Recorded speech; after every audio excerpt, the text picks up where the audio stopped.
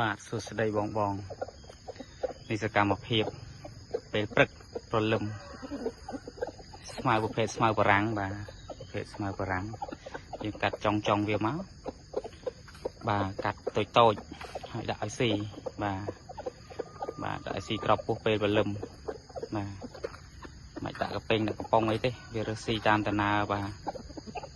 ចប់ខ្សាច់ខ្លះអីខ្លះជារឿងធម្មតាបងដាក់ស្អីបាទនេះចប់ខ្សាច់ខ្លះអីខ្លះអានេះថ្មីអត់សូវជាប្រកែស៊ីប្រមាណទេហើយខ្ញុំបញ្ជាក់ថាពេលដែលវាស៊ីស្មៅនឹងទ្របពោះបាទស៊ីស្មៅនឹងទ្របពោះគឺមន់ជូរអាចស្អាតអាចខៀវស្អាតជូរអាចស្រួលលីមួកតុនបាទលីមួកតុនចឹងបងប្អូនដែលមិនទាន់បានធ្វើអាចសាកធ្វើបានបើយើងចិញ្ចឹមបាក់សីយើងនៅលើដីអត់សូវមានស្មៅអាចធ្វើតាមខ្ញុំបានតែបើមានស្មៅហើយជួនកាលវាអត់ចឹកស៊ីទៀតស្មៅអស់ហ្នឹងបាទវារើសប្រភេទស្មៅដែរតែបើស្មៅបារាំងនេះ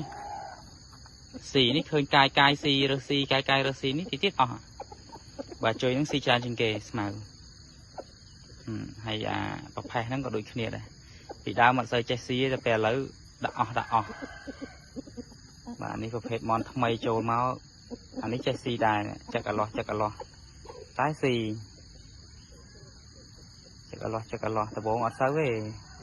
យូរបន្តិចនឹងស៊ីហើយនេះគឺចឹងដែរថ្មីចេះអត់ទេ